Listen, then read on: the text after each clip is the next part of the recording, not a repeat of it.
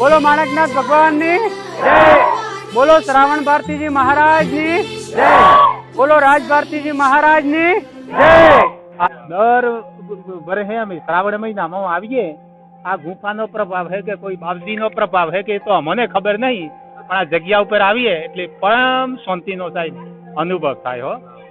તમે મળાતે આમ હા હારું લાગું એટલા રાજી થાય ને। હા બિલકુલ બિલકુલ તે હા તે એટલા રાજુ થાય ને તે આમ હે ગોટી આવી ગઈ અમ ને એની અસર બોડી પર પડી થોડી જોરમાં હેડ હું વધારે જીવ હું એમ। હાજી બિલકુલ હવે આ કેમેરા તારાતે થોડા ફફલાઈ ગયા છે, બાકી વાત જે કહેવાની એ રજૂ પણ કરી શકતા નહીં એવી પરિસ્થિતિ।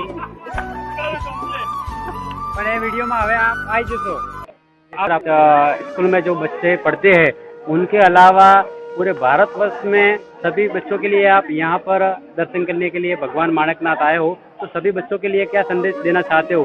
सभी बच्चों को दर्शन करने के लिए 12 महीने में 1-2 बार आना चाहिए या नहीं, इस बारे में आप कुछ बताएं। ये माणकनाथ टेम्पल गुजरात में है और इसका सीधा कनेक्शन अहमदाबाद माणक चौक से मिलता है। इतिहास की दृष्टि से हम देखें तो बहुत पुरानी जगह है और इको क्लब जो हम चलाते हैं स्कूल में ज्यादातर शहर में, इन बच्चों को मैं यही कहना चाहूँगा कि आप फील्ड में आइए और ये माणकनाथ गुफा और पूरे जंगल सफारी में आप ट्रैकिंग वगैरह कीजिए और एक बहुत बढ़िया जगह है। और कोरोना के बाद जो बच्चे मेदस्वीता वाले हो गए हैं उन लोगों को मैं एक खास संदेशा देना चाहता हूँ, यहाँ आके ट्रैकिंग करें।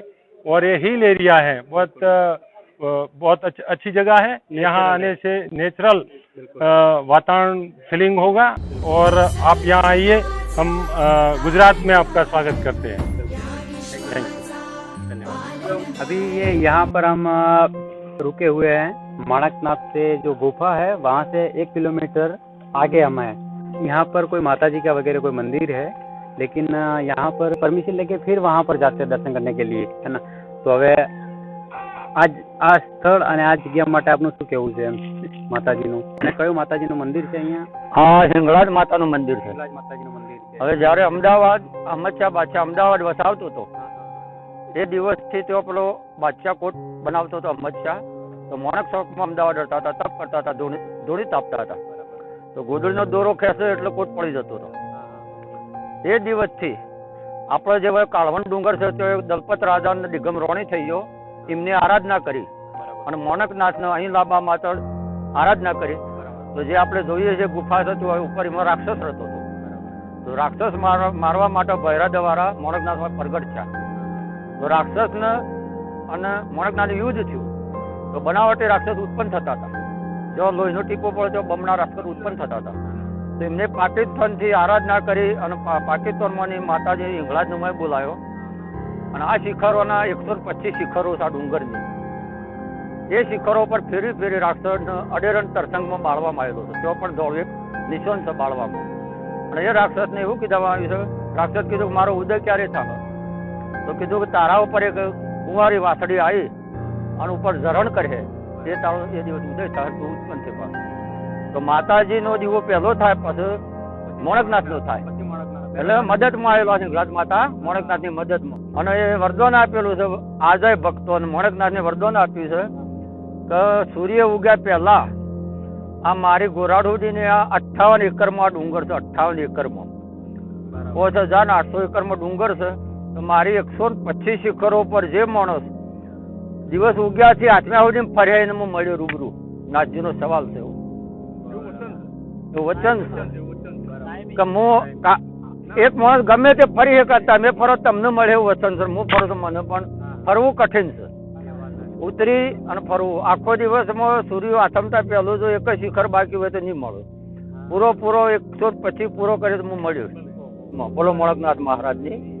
दोस्तों अभी आप सब देख सकते हो, हमने यहाँ पर हिंगलाज माता जी यहाँ पर दर्शन कर लिए हैं और जस्ट उनके सामने अभी हम जा रहे हैं महंत श्री जो श्रावण भारती जी जो महाराज है रबारी समाज के जो भगवान हैं उनको हम मिलने के लिए जा रहे हैं। लेकिन वो सबसे बड़ा ये जो अरावली पर्वत है उनके ऊपर जो तपस्या करने के लिए बैठे हुए हैं। तो दोस्तों आप सभी देख सकते हो यहाँ पर ये जो मंदिर है और यहाँ पर ये जो मकाने वगैरह जो बनाए हुए हैं, वो यहाँ पर लोग कह रहे हैं कि जो अमेरिका में जो लोग रहते थे तो वो गुजरात के पटेल लोग थे और 22 जन के वो लोग बहुत खतरे में थे। तो उस दिन से उन्होंने प्रतीक्षा की भगवान माणकनाथ से कि यदि हम सब बच जाए और सुखल मंगल से हम यदि गुजरात में फिर हम वापस आ गए तो हम कुछ ना कुछ भगवान के लिए व्यवस्था करेंगे। तो इसलिए उन लोगों ने ये मकाने वगैरह बनाए हुए थे। ये जो मकाने वगैरह है वो उन लोगों ने, पटेलों ने, उन लोगों ने बनाए हुए थे और बहुत बढ़िया मकान बने हुए हैं यहाँ पर। ये धर्मशाला है, यहाँ पर लोगों के लिए बैठने के लिए सारी व्यवस्था यहाँ पर की हुई है। बहुत बढ़िया ये धर्मशाला है। अभी यहाँ पर लॉक की हुई है, लेकिन आपको बारीकी से एक बार दिखा देंगे।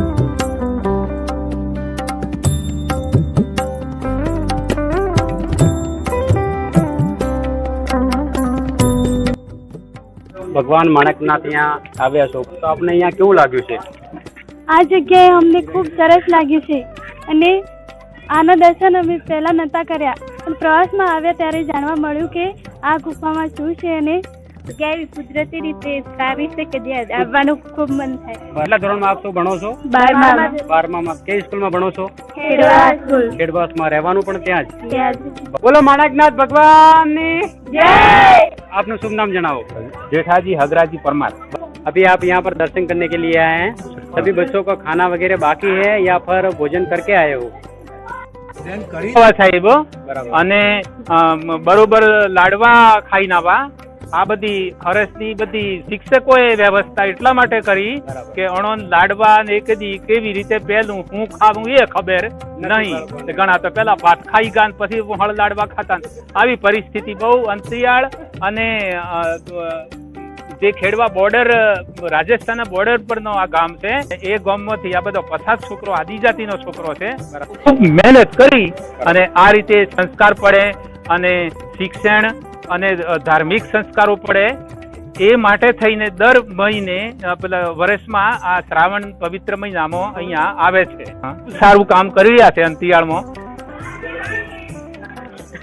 सर कैसा लगा यहाँ पर आपको दर्शन करने के बाद? बहुत अच्छा लगा। प्रकृति की गोद में माणकनाथ मंदिर है, अंदर गुफा में भी जो है बहुत अच्छा है। दर्शन करके खूब आनंद हुआ। दोस्तों आप सब देख सकते हो यहाँ पर बड़ी संख्या में सभी लोग यहाँ पर दर्शन करने के लिए आए। ज़्यादातर बच्चों की संख्या है यहाँ पर। यहाँ पर सभी बच्चों की लाइन लगी हुई है, आप देख सकते हो वीडियो में। यहाँ पर दोस्तों गुफा है ये माणकनाथ भगवान की। दोस्तों देख सकते हो वहाँ पर ये माणकनाथ भगवान की यहाँ पर गुफा है। दोस्तों ये गुफा वही है जो माणकनाथ गुफा कहा जाता है। अभी हम आपको बताएंगे ये जो गुफा है यहाँ से अहमदाबाद जाने का जो रास्ता है वो यहाँ से निकलता है, लेकिन ये अभी बंद किया हुआ है। अहमदाबाद माणक चौक में जो गुफा बनाई हुई है वो वहाँ से रास्ता इधर आता था और यहाँ से माणक चौक जाता था। जमीन के अंदर से ये पूरा रास्ता जाता है, लेकिन अभी के लिए ये बिल्कुल बंद किया गया हुआ है क्योंकि किसी को भी कोई खतरा ना हो इसलिए।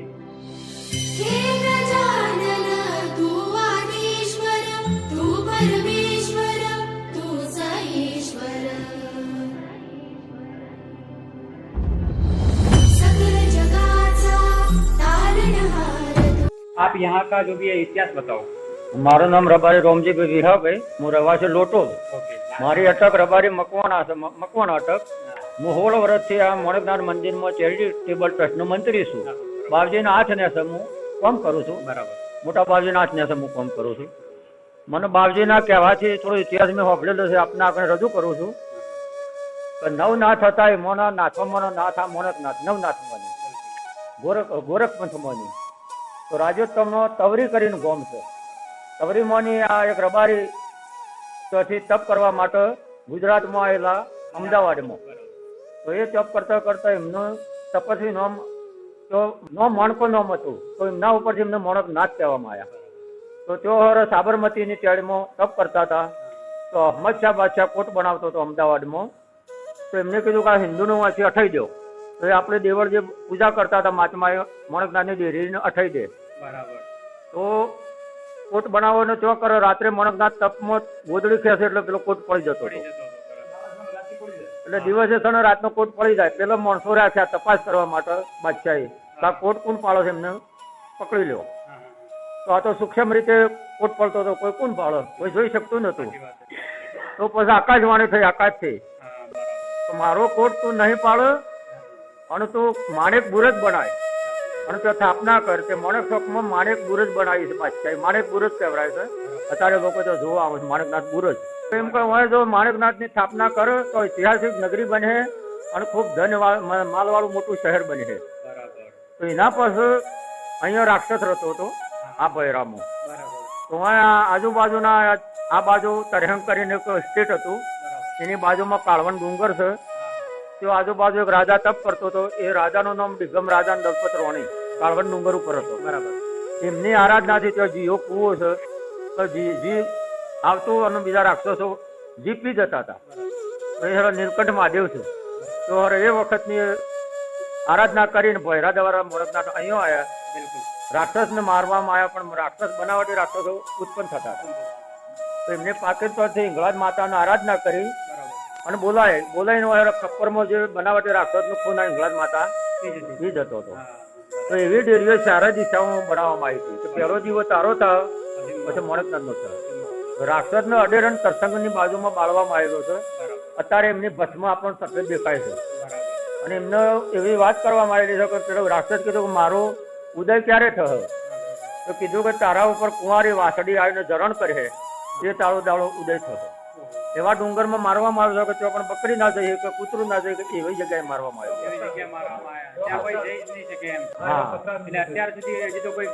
કોઈ માણસ પણ ના જઈ શકે એવી જગ્યાએ મારવામાં આવ્યો છે. અને પછી કીધેલું છે કે કોઈ મારી ભક્તિ કરે મોણકનાથની હોય, પણ હવારમાં સૂર્યોદય ઉગ્યા પહેલો મારી 125 ટૂંકે રાક્ષસને મેં આમાંથી જગ્યામાં